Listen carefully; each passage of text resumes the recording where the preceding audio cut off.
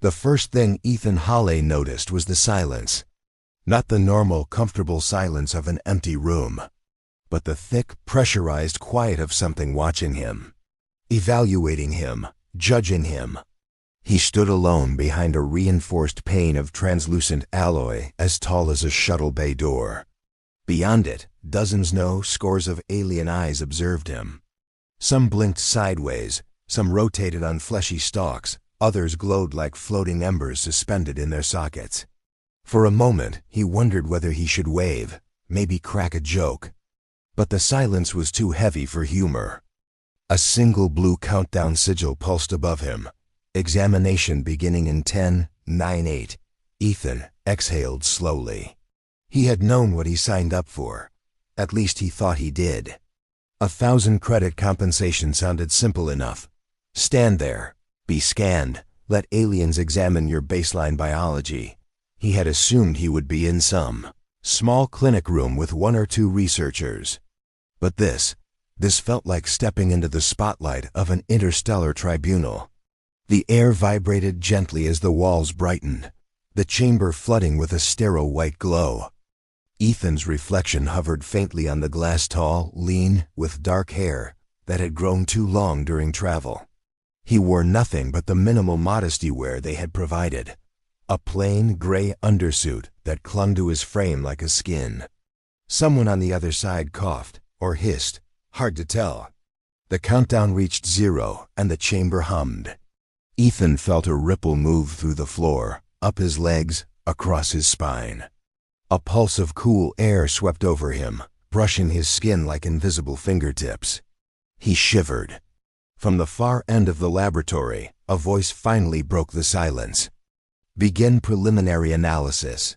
The voice belonged to Dr. Veller, a tall, skeletal alien with plates of emerald chitin running down the sides of his narrow face. His tone was clinical, unquestioning, authoritative. Around him, dozens of physicians and xenobiologists activated shimmering holographic overlays. Only after a moment did Ethan notice that every single one of them appeared male at least, according to the brief orientation he'd received about their species identifiers. Data streams lit up the air. Charts, internal scans, organ readouts, bone density graphs, all projected around his body, turning him into a glowing mannequin of biological transparency. Ethan swallowed hard. It wasn't fear, not exactly. It was the unsettling knowledge that he was the only human on this station, and the first human many of these aliens had ever seen in person. A doctor with feathery antennae flicked his gaze across the display. Observation: limited dermal armor. Surface layer is unscaled, uncarapaced, and vulnerable. Another alien, a cube-shaped being suspended by gelatinous tendrils, chimed in. Note absence of claws or natural weaponry. Ethan raised an eyebrow. Hey, I've got teeth. The room fell silent. Then a dozen holographic magnification circles zoomed into Ethan's mouth. The cube being emitted a sound halfway between a burble and a gasp. Dull. They are dull. These are chewing instruments, not weapons. Ethan shut his mouth. Chitin, tentacles, feathers, scales, every alien in the chamber exchanged some version of a doubtful expression. The conclusion, spoken or unspoken, seemed obvious. Humans were unimpressive, soft, weak. Ethan's jaw tightened. If he were home, he'd laughed it off. Humans weren't apex predators anymore. They didn't need claws or fangs. Tools, engineering, creativity, persistence, those were humanity's weapons. But standing here half-naked in a cold room, with 100 aliens dissecting him with their eyes, his pride felt suddenly fragile. Dr. Veller adjusted a hologram with a swipe of his long, bony fingers. Proceed to internal evaluation. The chamber darkened except for the swirling overlays. A soft wave of static washed over Ethan. His muscles tightened involuntarily. He flinched. Subject reaction noted, Veller murmured. Ethan almost said. It was cold, not fear, but he stayed quiet. Another doctor, this one with bioluminescent lines pulsing across his throat, leaned forward. Strange. Human neural activity, is unusually high. Even under stress, synaptic firing remains dense. A second nodded. Cognitive pathways appear. Excessive. Excessive? Ethan muttered under his breath. Thanks, guys. More scans flickered. The aliens whispered among themselves. But then, Dr. Rennick, a bulky reptilian physician, stiffened. His frill rose sharply. Veller. Look at the skeletal density. The room quieted again. Numbers flashed. Graphs rebalanced themselves. A dozen overlays recalculated simultaneously. That cannot be correct, one doctor muttered. Humans are a low-gravity species, another protested. Their homeworld gravity is only identical to ours. Yes, Rennick snapped back.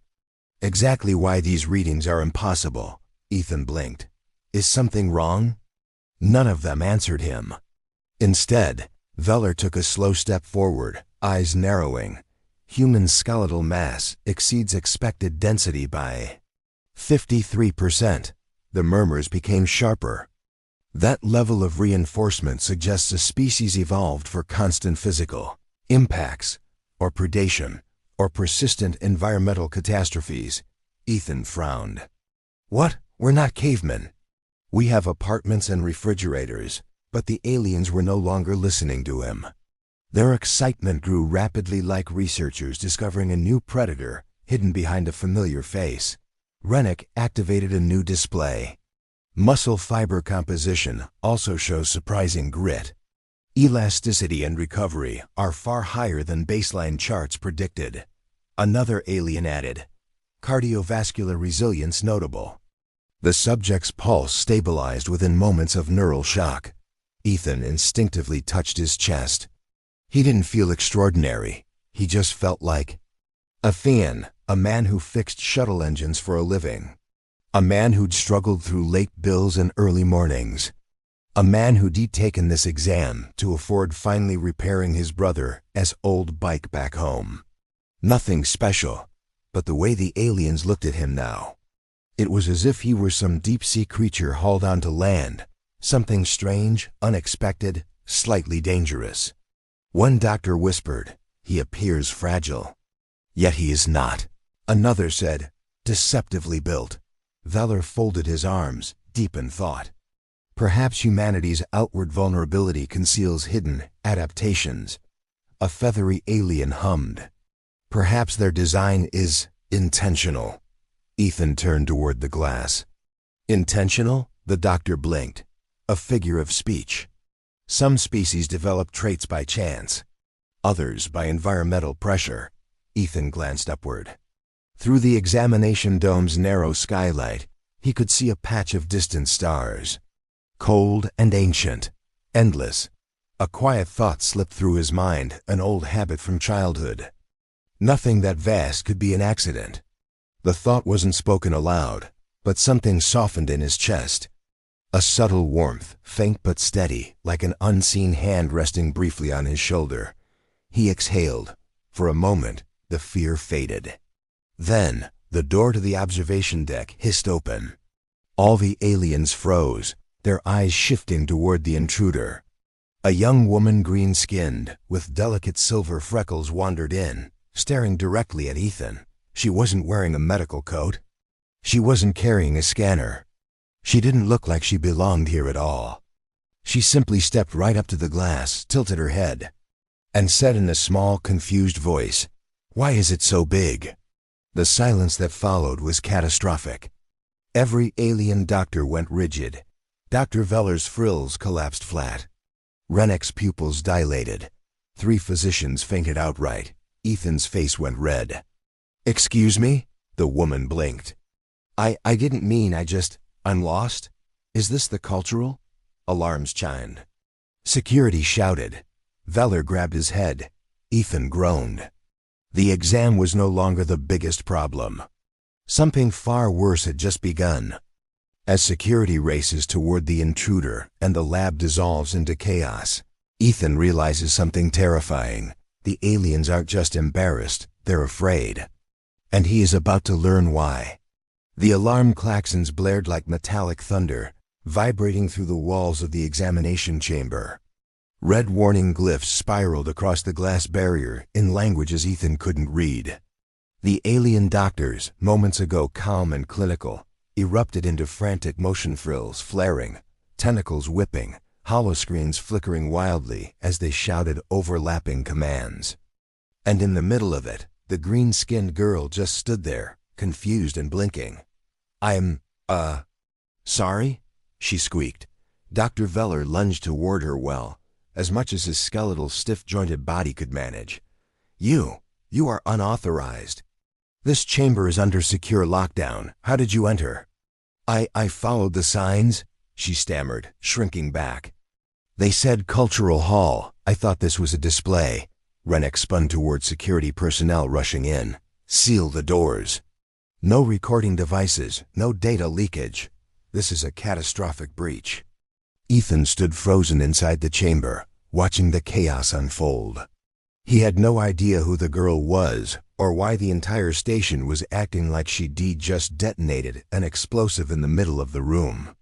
All he knew was that the aliens were terrified, not irritated, not annoyed, not embarrassed, terrified, and not of her, of what she had seen. Ethan's stomach tightened. "What exactly," he muttered under his breath, "is going on?"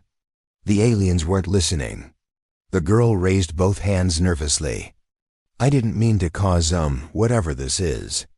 And I swear I didn't record anything. My holopad battery died 3 hours ago." "That is not the point," Veller snapped. "Your species was not granted clearance. The human subject is under confidentiality protection. This is a direct violation of the contract." Ethan pressed a hand to the glass. "Hey, somebody want to explain what's happening? She just walked in, how is that my fault?" Veller's eyes twitched. "Human Hale, please remain calm." Kind of hard to remain calm when everyone's screaming. The room dimmed as the station's automated systems transitioned into security mode. A triangular drone unfolded from the ceiling, camera lenses swiveling as it scanned every life form. The girl flinched. Ethan watched her, feeling unexpectedly protective.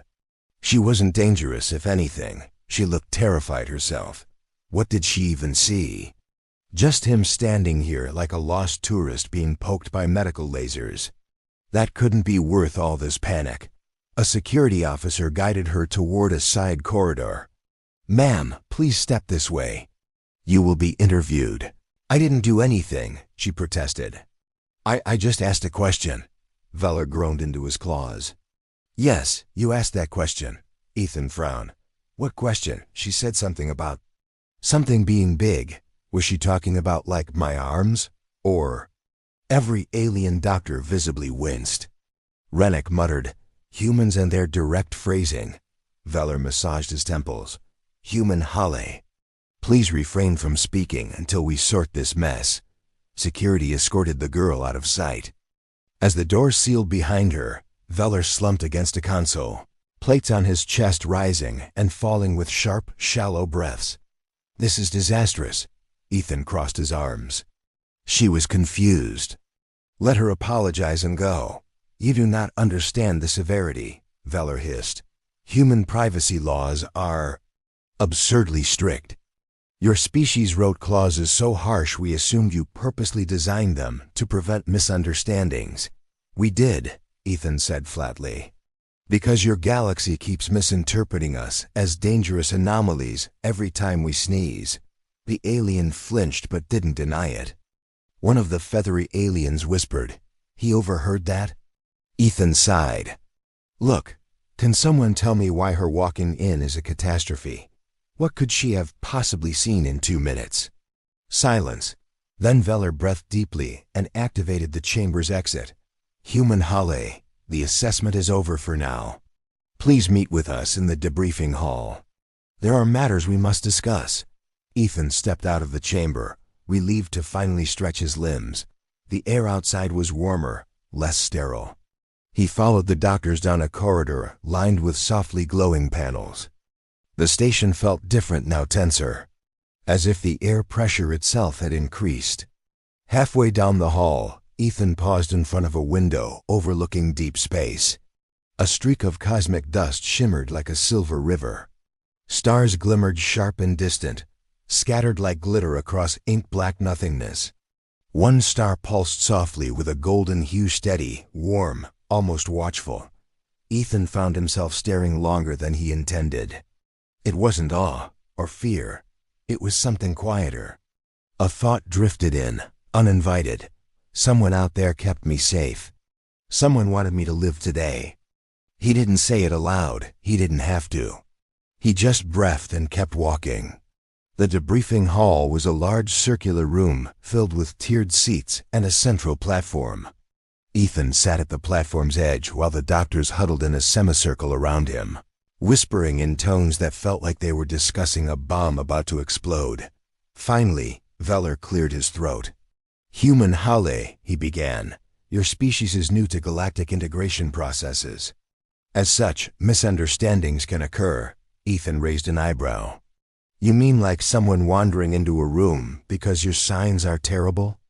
Rennick grunted. "Yes, precisely that." Veller tapped a display, showing Ethan's scan profile, a glowing wireframe of his body. "During the assessment, we discovered several unexpected biological enhancements." Ethan blinked. "Enhancements?" "I'm not modded." "We know," Veller said grimly. Rennick leaned forward. "Your bone density is extraordinary. Your muscle recovery rate surpasses most warrior species. Your cardiovascular resilience is, frankly, unnerving." Another doctor added, "Even your subconscious reaction to fear spikes uniquely. Your brain stabilizes itself faster than ours." Ethan frowned. "Okay, but I still don't get the problem." Veller's frill drooped. "The problem is that your biology combined with the confidentiality breach creates a dangerous situation for all involved." "How?" Ethan demanded. Rennick pointed at the profile. "Most species with your traits are classified as military-grade predators." Ethan laughed. "Predators? Me? I fix engines for a living." The aliens didn't laugh. "No natural claws, no defensive carapace, no venom sacs. And yet your internal structure reads like a creature designed to survive impact, trauma, deprivation, and hostile environments." A feathered doctor whispered. "A contradiction. A paradox. A hidden threat." Ethan stared. They weren't scared of the girl. They were scared of her seeing him, all of him. Veller clicked his mandibles together. "She saw your silhouette, musculature, stance, proportions. To untrained species, humans look fragile. But to someone who understands comparative anatomy," Rennick finished, "you look lethal." Ethan's jaw dropped. "That's insane." "No, it's biology," Veller said quietly. "And now that an unauthorized civilian has seen you, we fear she may unintentionally start rumors." "And rumors," Rennick added, "spread faster than truth." Ethan exhaled. "So you think people will panic because one girl saw me existing?" "Yes," Veller said simply. "This galaxy fears what it does not understand." Ethan looked down at his hands. They didn't look dangerous. They looked like the hands that rebuilt broken thruster coils, lifted crates, cooked dinner for his younger brother. Hands that had patched wounds and built model shuttles and fixed things no one else cared to understand. He flexed them slowly. "Did she say anything besides that one question?" he asked. Veller hesitated. "She said only the phrase, then security removed her." Ethan groaned. "Okay, I get why she was confused. She walked into a room expecting some art display. She didn't know I'd be, on display." Some of the aliens made awkward coughing noises. Veller lowered his head. "We must meet with her again, you included. The incident must be resolved directly." He paused. "If she files a complaint or if her misunderstanding spreads your species, admission into the Galactic Coalition could be delayed for years." Ethan clenched his jaw. "Then let's talk to her." Rennick shook his head. "Security isolated her for now. She is extremely distressed." Veller sighed. "We must correct this carefully, without escalating, without frightening her further." Ethan stood. "I'll talk to her." Every alien froze. "You?" Rennick said slowly, as if Ethan had just volunteered to wrestle a supernova. Yes, me. She wasn't scared of me in there, just embarrassed. And confused. Veller exchanged uncertain glances with the other doctors.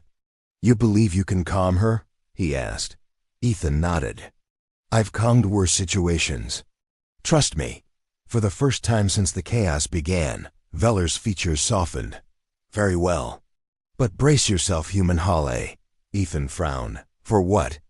Rennick answered with a grim rumble. She may not be the only one who saw you. Ethan's stomach dropped. What does that mean?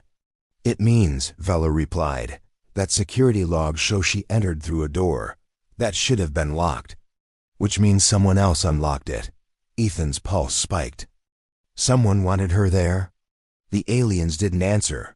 Because they didn't have to. A door unlocked itself. A stranger wandered into a restricted exam. And something or someone wanted her to see the human. Ethan is about to learn why. And it won't be simple curiosity. Ethan followed Dr. Veller down the corridor, his steps echoing in the sterile passage. The station lighting had dimmed to a soft silver-blue night cycle, though space had no night. Holo displays flickered above each door, cycling through alien medical sigils. Every sign felt cold, foreign, cryptic. Veller's pace was brisk. Too brisk. Ethan matched it with long strides. So, who exactly could have unlocked the door for her? Veller didn't answer at first. His mandibles clicked in irritation. Finally he said, We do not know. But the access panel was opened remotely. Remote access? Ethan frowned. By whom? Not by any of us, Veller muttered. And that is what terrifies me. They reached a circular threshold. A shimmering barrier dissolved as they stepped through. The air inside was warmer, calmer, and filled with soft artificial chimes meant to placate nervous subjects. A sign above the room glowed. Interview chamber, debriefing on the inside.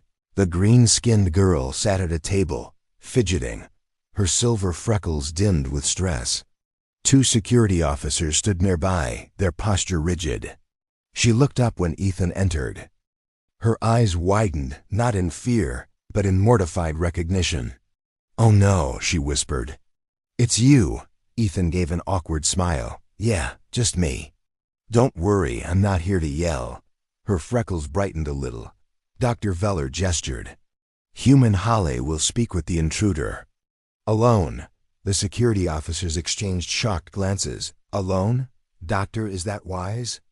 It is what the situation requires, Veller said sharply. Leave us. The guards hesitated, then obeyed. The door slid shut with a soft hiss. Ethan and the girl were alone.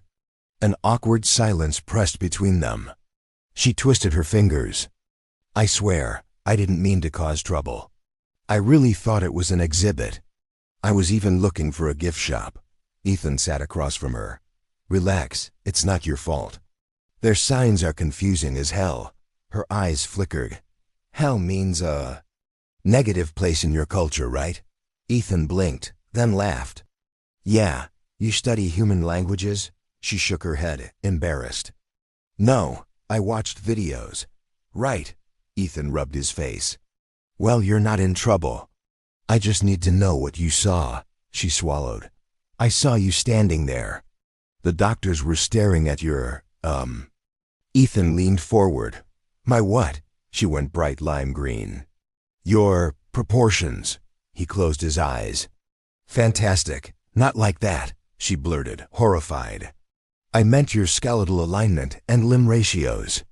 I'm studying comparative body architecture. I analyze silhouettes and bone layouts. Ethan looked up. You're a biomechanist? Her freckles pulsed pink. A student. But yes, Ethan groaned. You walked into a confidential exam, looked at me for 2 minutes, and concluded. What? That I'm some kind of mutant? No, she protested quickly. Just unusual. Humans have strange symmetry, too balanced. No external weapons. But your stance, posture, muscle tension, they all read like a species designed for sudden acceleration. Ethan blinked. Acceleration? Predators accelerate, she said quietly. He stared. She realized what she'd implied and slapped her hands over her face. Not that humans are predators, not in a bad way, I mean. Evolutionarily speaking, your physical design has traits that shouldn't coexist. Ethan sighed. I repair engines, not chase prey. She peeked through her fingers. I can tell, you don't move like a hunter. Thanks. I think, she hesitated, then said softly, I really am sorry. I didn't mean to frighten anyone. Ethan leaned back. You didn't scare me. Her expression softened. She hadn't heard many people say that clearly. Thank you, she whispered. A moment passed quiet, almost peaceful. Then Ethan asked, Can I ask your name? Her eyes widened. All right, I forgot humans do. Exchanging of names at the start of conversations. We like knowing who we're talking to. She straightened. My name is Lyra, spacer apprentice. And very, very lost person. Ethan Hale, he replied. Disaster magnet, Lyra giggled. The tension eased, but then Ethan cleared his throat. Lyra, someone unlocked that door for you. Do you have any idea who? Her freckles dimmed. Unlocked for me? He nodded. Lyra slowly shook her head. No, I didn't speak to anyone. I followed the glowing arrows. They changed midway and oh. Ethan leaned forward. Oh? Her voice dropped to a whisper. The arrows changed, flickered, then pointed me down a corridor that wasn't even labeled. Ethan shivered. Someone had guided her, deliberately. Do you think it was sabotage? She whispered. Ethan exhaled. I don't know. But someone wanted you to walk into that room. Lyra paled. But why? He didn't answer. Not because he couldn't, but because a deeper truth lurked beneath his thoughts. Unspoken. Nothing on a station this advanced happens by accident. He felt again that strange warmth on his shoulder, the same feeling he'd had when staring at the stars. Quiet, soft, like a silent assurance whispering, You're not alone in this. The thought steadied him. The door slid open. Dr. Veller re-entered, accompanied by two new officials, stern, tall, armored in iridescent plating. Human Hale, Veller said carefully. Security Director Kor and Admin Counsel Soren wish to speak with you. Kor stepped forward. Human, you are now considered a potential vector in a violation of interspecies privacy protocol, Soren added. And until we determine what Lyra saw, or why she was sent there, you are requested to remain on station under watch. Ethan stiffened. Under watch?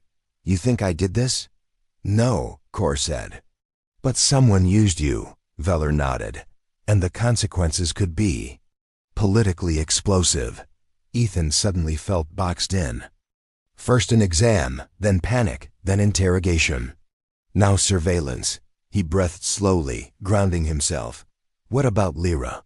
She stays too, Kor said. For questioning. Lyra lowered her head. I'm sorry, Ethan shook his head. Not your fault. Soren tapped a glowing panel. Human Hale, as of now, you must attend a formal session with the Coalition Ethics Board within 12 hours. Ethan blinked hard. Wait, Ethics Board? Why? I haven't done anything wrong. No, Soren admitted. But your biology may have, Lyra gasped. What? Ethan felt heat rising in his chest.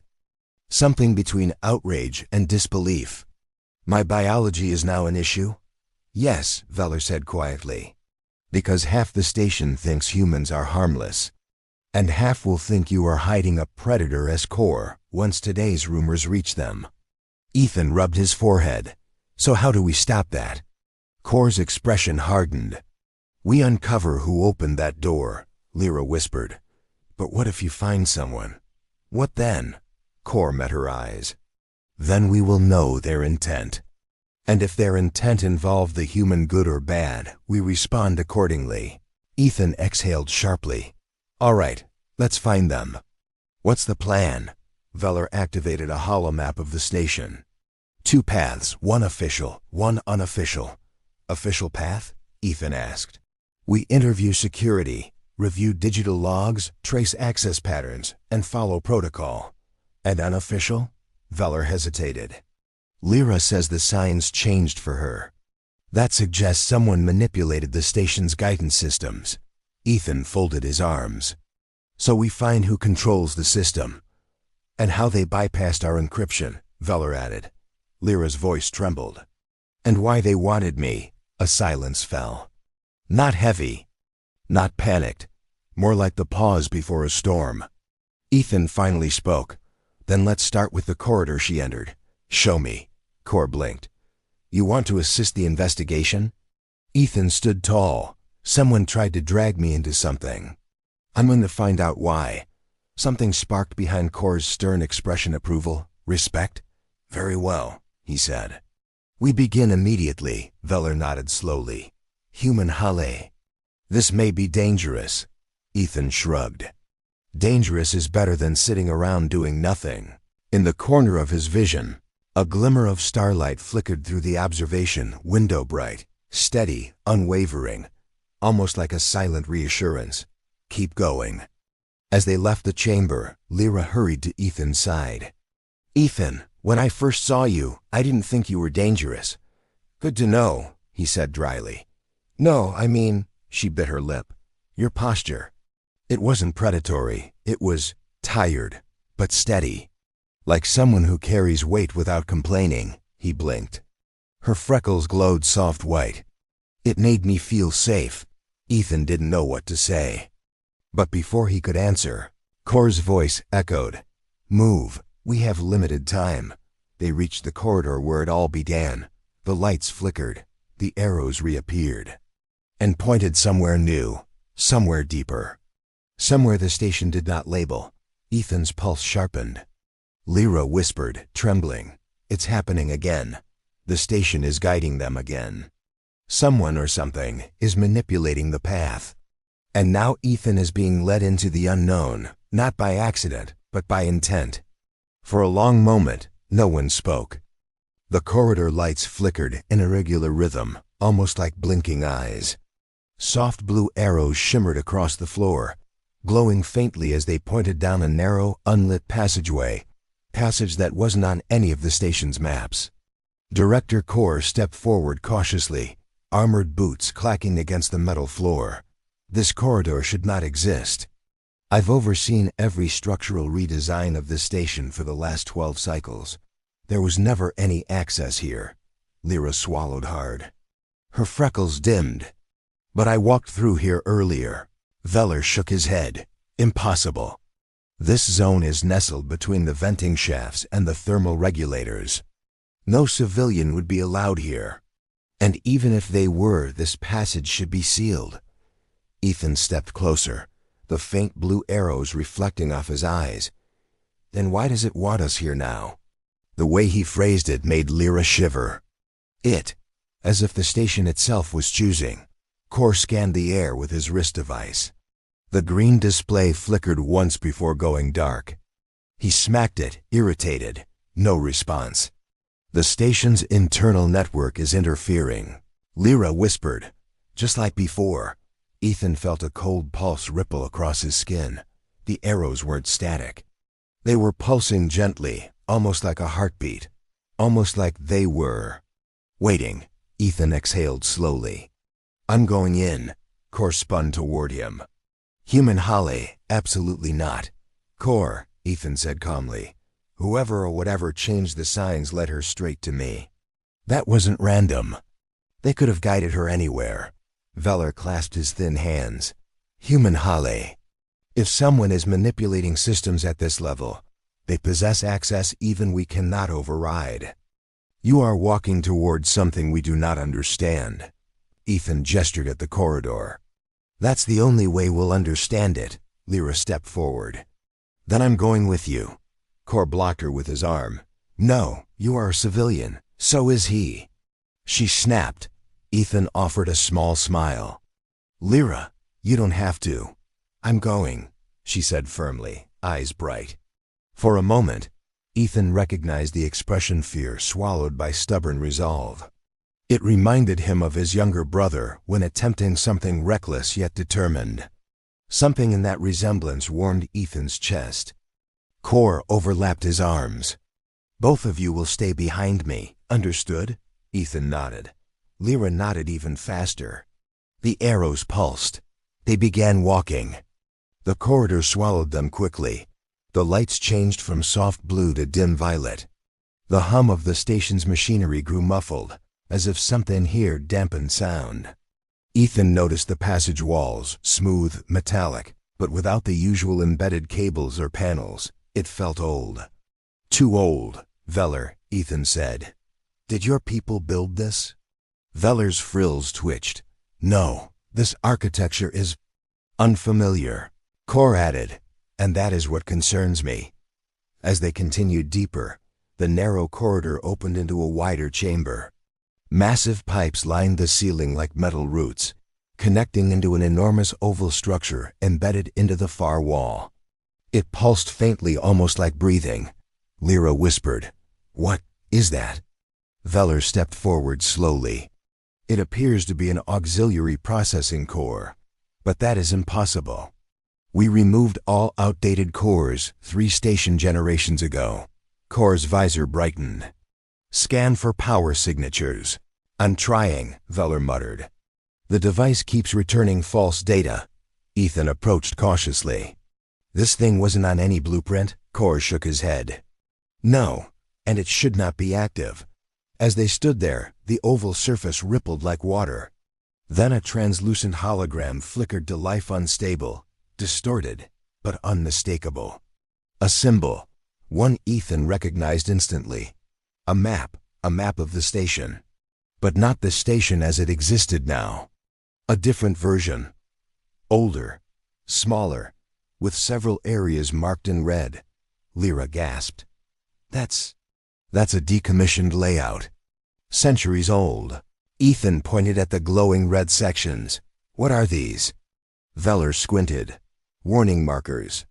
Areas marked for deletion or reconstruction." Kor frowned. "But why show us this now?" "What is the connection?" Ethan's voice dropped. "Look." He pointed at a blinking red node right where they stood. Kor exhaled sharply. This area was not meant to exist anymore. Lyra stepped forward. "Then why does it?" Ethan stared at the flickering hologram. One part kept drawing his eye, an area deep beneath the station, pulsing faintly as if signaling them. The arrows reappeared, now pointing downward. Kor's face tightened.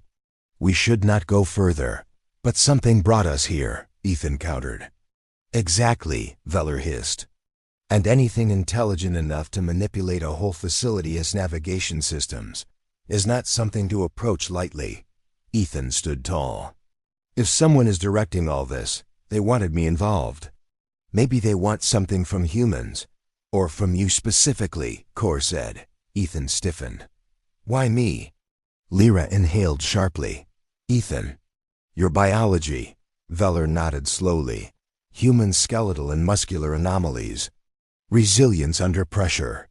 Rapid neural recovery. Low latency response systems. All highly unusual for a non-modified species." Lyra continued quietly. "Those traits don't just make you strong. They make you compatible." Ethan blinked. "Compatible with what?" Veller turned back to the pulsing core. "With whatever built this." A faint tremor rippled across the floor. Ethan tightened his fists. "We're not leaving until we know what this thing wants." Kor glared. "You are a civilian." Ethan met his gaze evenly. "Yeah, a civilian someone intentionally dragged into this mess. So I'm not walking away." Kor clenched his jaw, then reluctantly nodded. "Very well. We proceed together." The arrow shifted again, this time pointing toward a narrow stairwell lit by dull amber lights. Ethan took the first step. A strange sensation passed over him, as if something unseen brushed his mind. Not intrusive, not painful.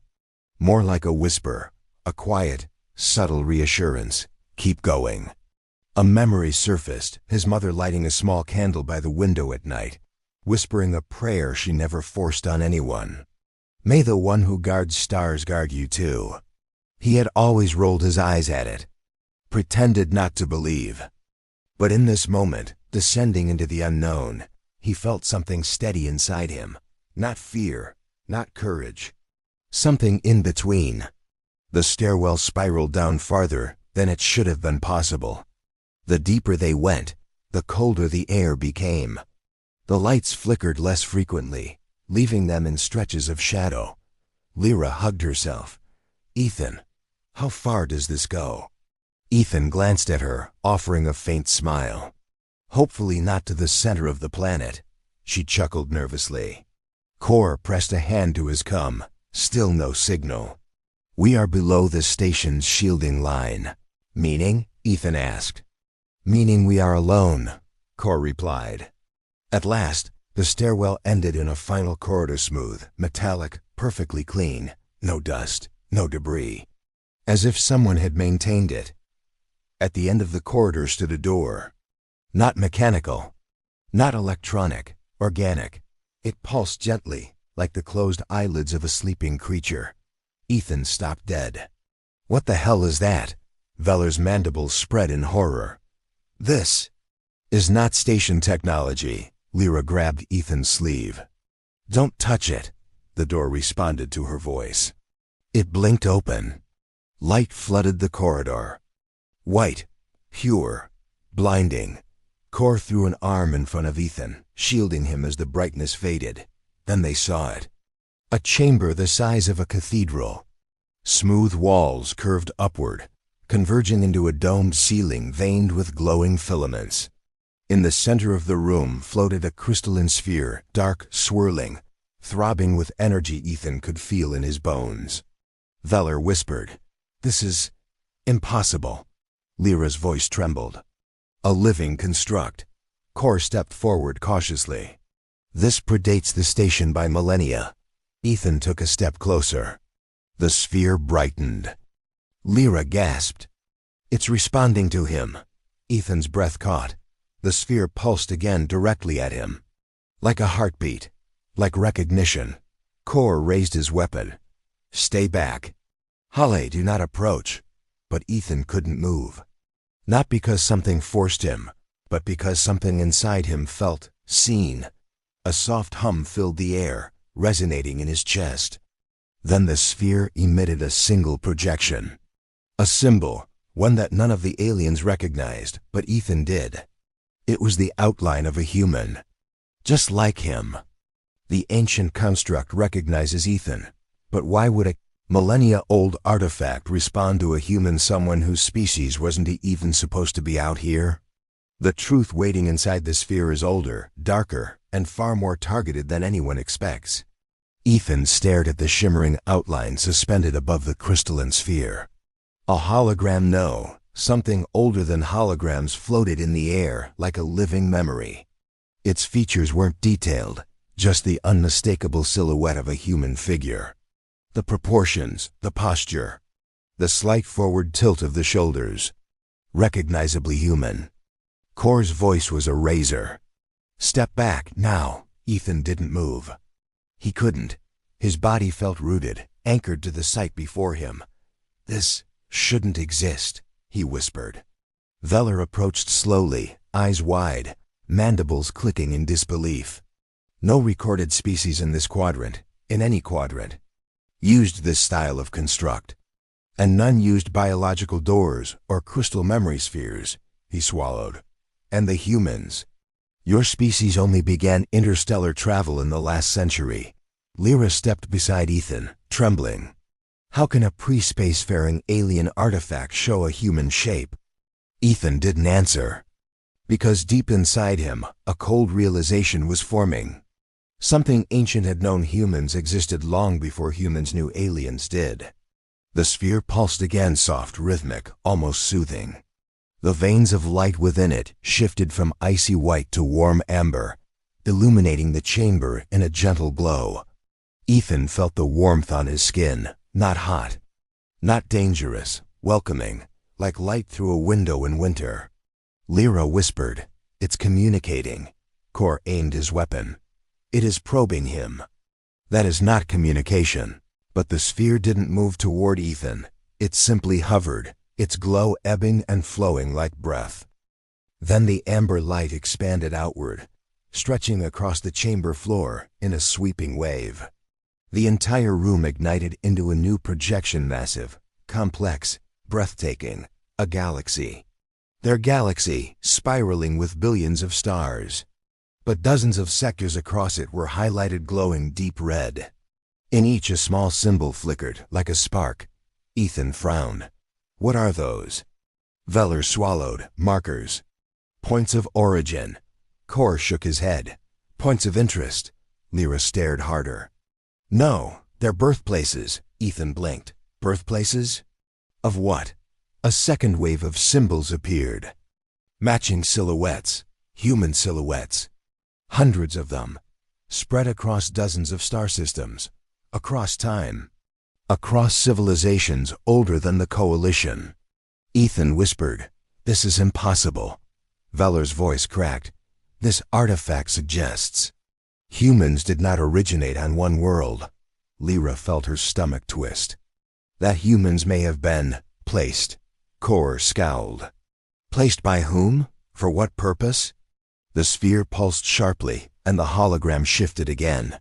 This time, there were sounds. Not words, tones, soft, melodic, harmonic. They echoed through the chamber like a distant choir. Ethan felt the vibrations in his chest, like a forgotten memory tugging at something deep inside. The tones resolved into a pattern, a repeating sequence of rising notes. Lyra gasped, covering her mouth. That pattern, I've heard it before. In ancient beacon relics, it's an identification signature. Veller's eyes widened. Identification of who? The next projection answered. A symbol appeared in the air, simple, elegant. A single circle with a smaller circle inside it. A mark of unity. Of oneness. Of singular origin. Ethan stared. He didn't recognize the symbol, and yet it felt familiar. I've seen this before, he whispered. Everyone turned toward him. Where? Lyra asked breathlessly. Ethan hesitated. This was insane. But when I was a kid, he said slowly, my father had a small medallion, said it was from his grandfather. It had a symbol like this. A single circle with a smaller one in the center. Veller stiffened. Your family possessed an artifact matching a pre-galactic civilization signature? Ethan nodded. Kor's hand tightened around his weapon. We need that medallion. It's back on Earth, Ethan muttered. In a locked case. Kor exhaled sharply through his teeth. Then this situation is more severe than we guessed. The chamber lights dimmed suddenly. The sphere flared brilliant gold. Then the projections collapsed into one image. A figure standing on a cliff, holding a burning torch against a storm. Human, not just human Ethan-shaped. Broad-shouldered. Same height. Same build. Same outline. Ethan felt his mouth go dry. That's not me. That's not me. That can't be me. But the resemblance was unmistakable. Lyra whispered, why does it match your proportions? Kor growled, this is deliberate. You are being targeted. Ethan felt a chill race through him. By what? This thing? A machine? It looks ancient. Veller approached the sphere cautiously. It's aware. The sphere responded, instantly deepening its glow, flaring brighter. Then, slowly, a thin beam of light extended from the sphere and touched Ethan's chest. Ethan froze. Lyra gasped. Ethan! Kor raised his weapon, but Veller grabbed his arm. Stop! If it meant harm, he would already be dead. Ethan felt the beam as warmth deep, gentle warmth spreading through him. Not burning, not invasive, not painful. It reminded him of sunlight through a broken window. Or the feeling he had as a child when his father whispered, "You're protected." Gradually the light faded, and something glowed on Ethan's skin. A mark, circular, 2 rings, just like the symbol. Ethan touched it, stunned. It marked me. Lyra looked horrified. Why you? Ethan shook his head. I don't know. Kor snarled. It chose him. We must contain the construct immediately. But before any of them could move, the sphere pulsed sharply, sending a wave of kinetic force outward. They staggered back, lights flickered, the entire chamber trembled. The sphere projected one final message clearer, louder, impossible to misinterpret. A deep voice, not human, not alien. Something in between filled the room. The Chosen returns. The chamber shook violently. The lights exploded. The sphere's glow flared brighter. Then, darkness. Complete darkness. Ethan's heart pounded. "Everyone okay?" He shouted into the dark. A groan. "Here." "Veller, another." "Alive," Kor grunted. Ethan," Lyra cried, panicked. "Where are?" He reached out blindly and grabbed her hand. "Right here." Before they could collect themselves, a new sound filled the chamber. Not an alarm. Not the sphere. Footsteps. Dozens. Heavy. Metallic. Approaching fast from the corridor they came through. Kor's voice sharpened. "Those are not my security officers," Lyra whispered in terror. "So who are they?" Ethan swallowed hard, pulse pounding through his marked chest.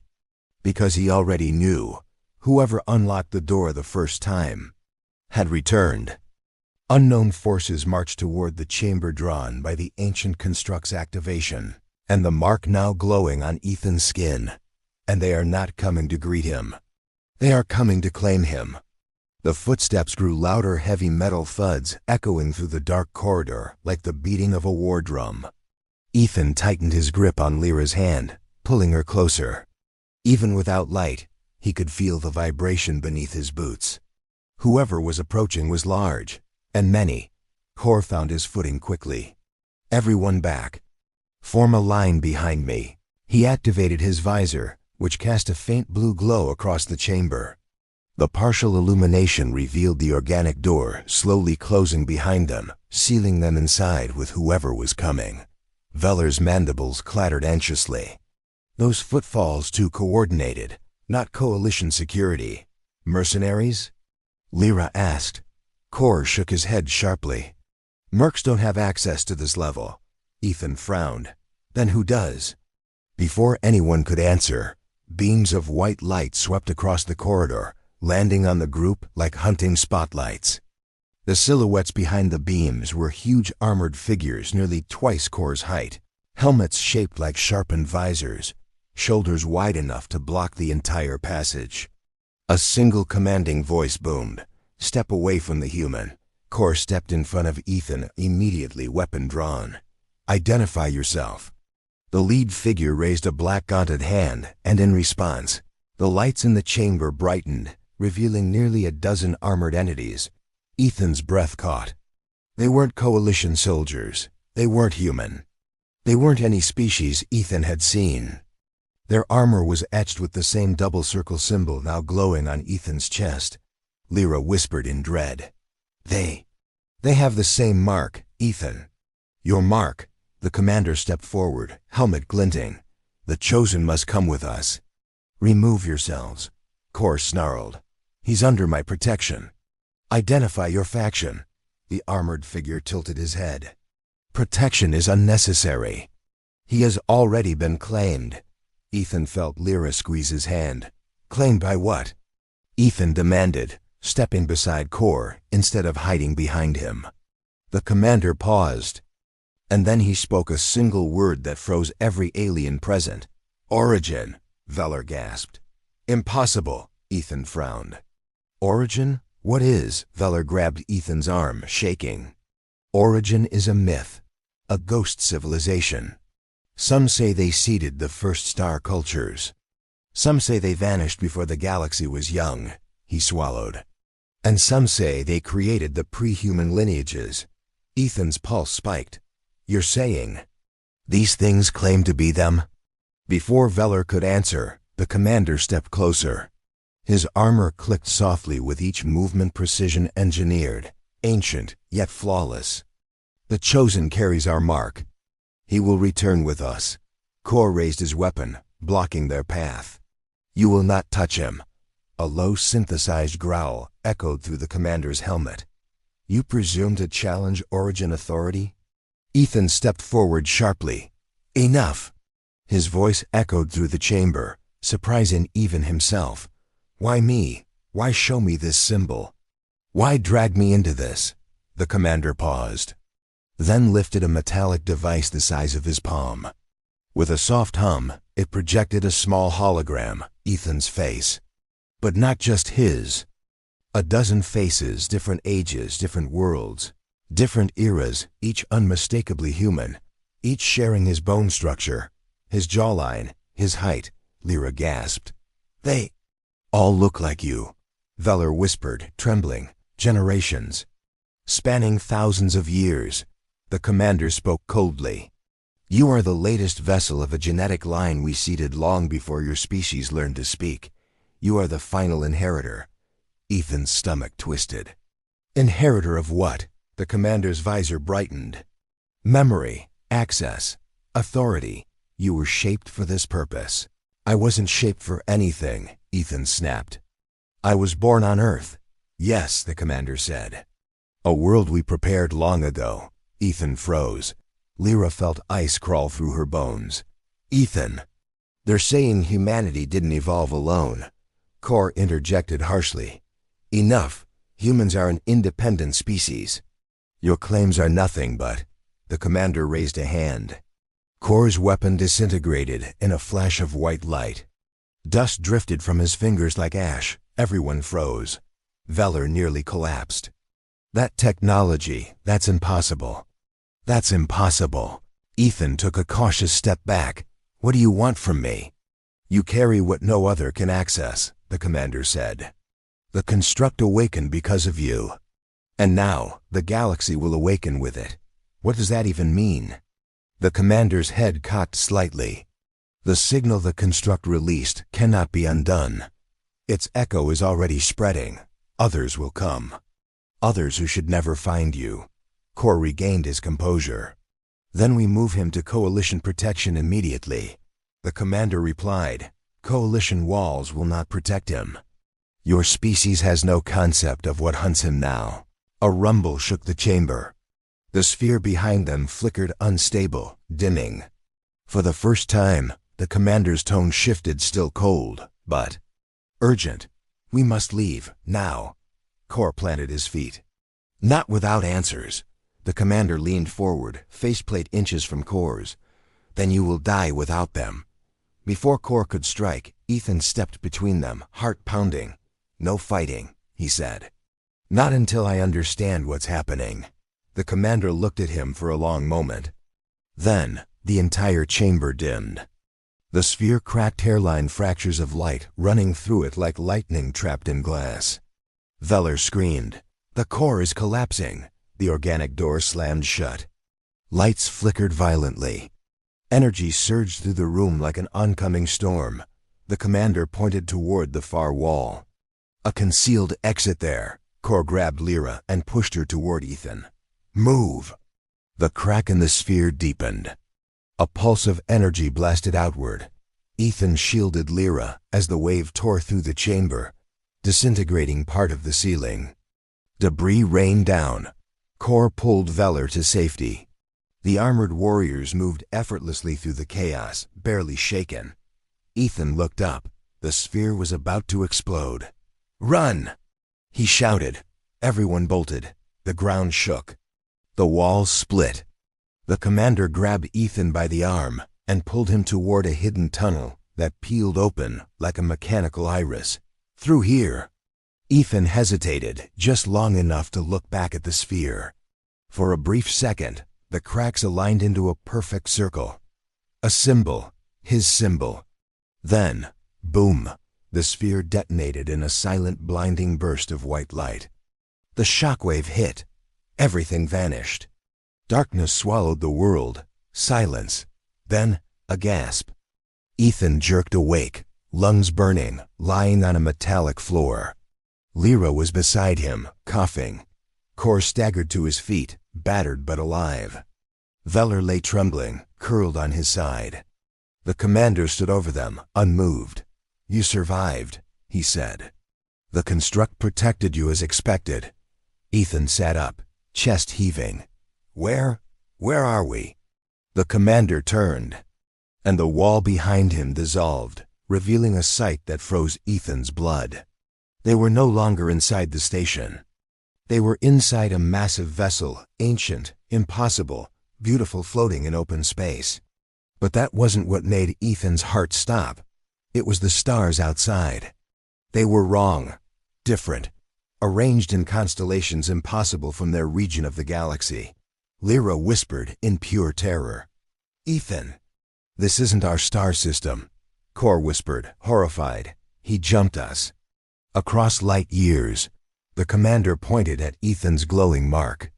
"Your awakening has begun, and there is no going back now. Ethan has been taken across the galaxy by an ancient faction claiming to have created humanity itself, and the mark on his chest is activating, but he still doesn't know what they want. Only that others are hunting him too."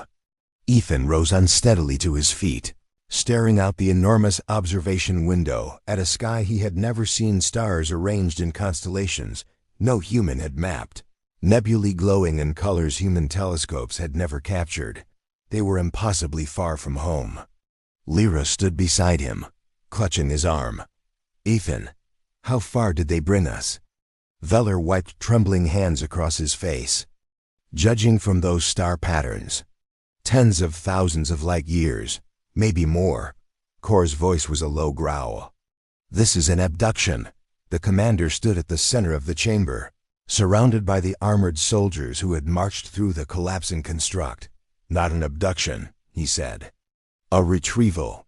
He pointed directly at Ethan's chest, at the faintly glowing double circle mark that now pulsed like a second heartbeat. "The Chosen has awakened, and the galaxy will soon feel the consequences." Ethan exhaled sharply through his nose. "Then you're going to explain everything." "Right now." The commander tilted his head, measuring him. "You demand answers?" "I deserve them." The commander stared a moment longer, and then nodded. "Very well." He motioned, and the walls around them shimmered. The vessel responded like a living thing, the floors vibrating softly, the ceiling unfurling into panels that revealed a massive holographic structure at the room's center. A star map, but not just any map. It showed the entire Milky Way spiraling, alive, glowing. Then thousands of red zones lit up across it. Ethan felt chills race down his spine. "What are those?" "Regions corrupted," the commander said. "Civilizations twisted by an ancient foe. A force that hunts what we once protected. Order, life, balance." Lyra whispered. "Corrupted? By what?"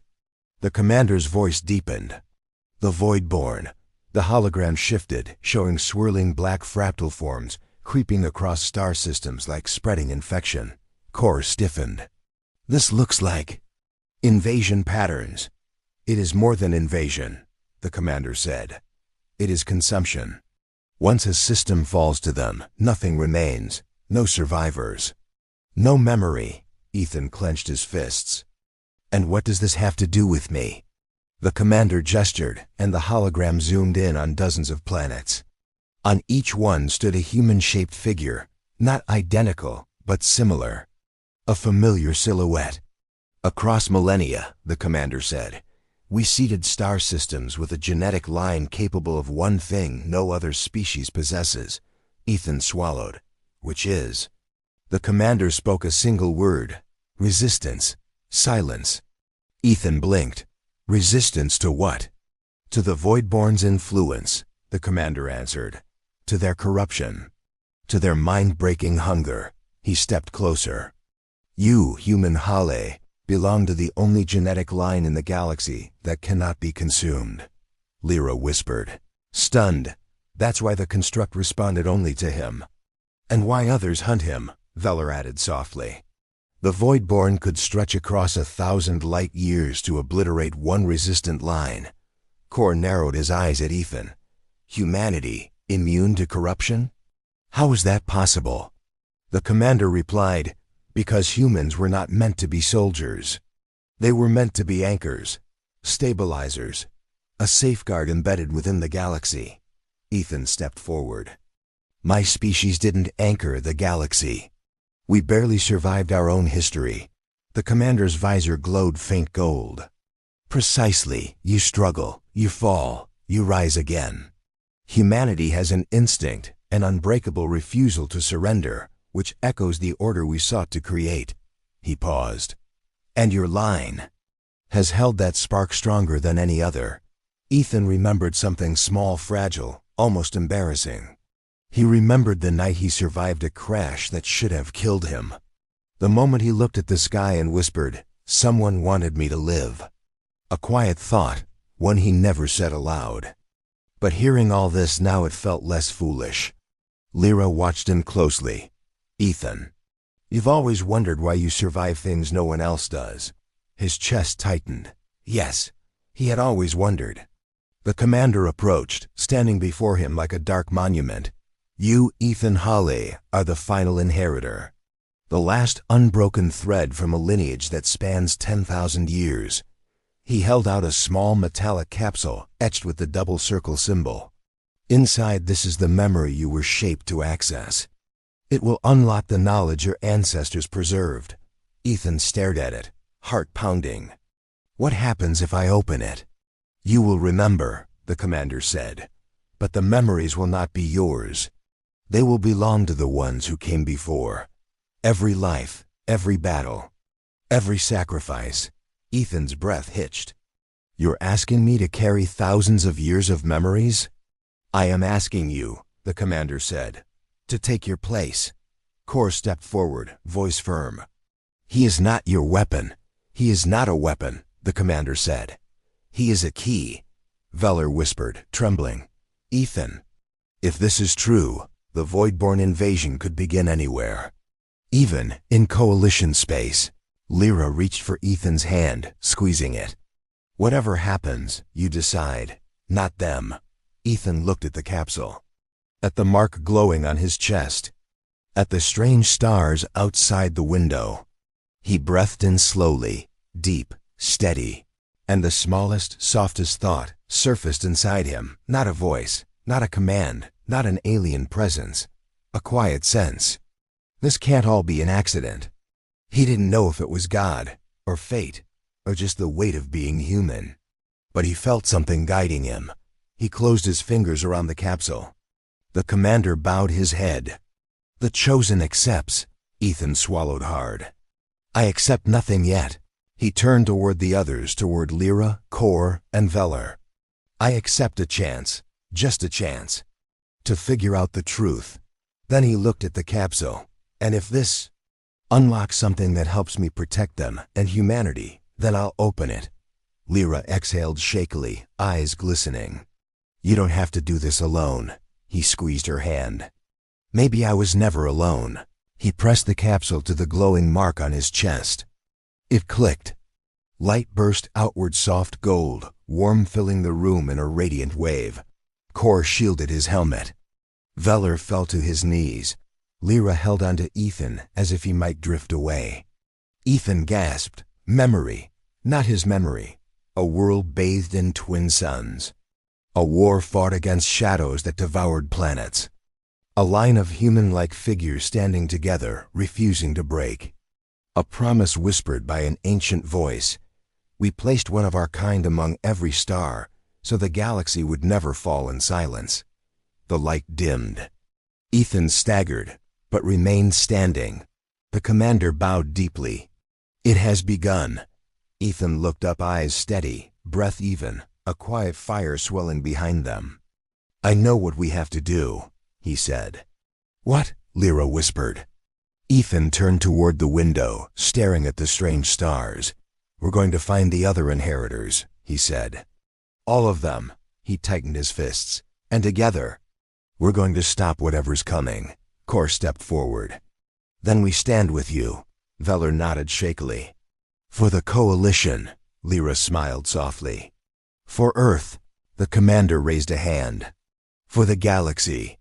Ethan inhaled deeply, feeling the weight settle across his shoulders, heavy, ancient, purposeful. "Not destiny, choice. One thing first," he said quietly. They all turned to him. "How do we get back home?" The commander's visor glowed brighter. "Oh," he said. You will not return home the way you came. He raised his arm. The entire ship trembled. A dormant engine deep within the vessel ignited for the first time in millennia. A golden crack tore open in the fabric of space, a gateway. Ethan stared into the shifting light, heart pounding, fear and awe merging into one.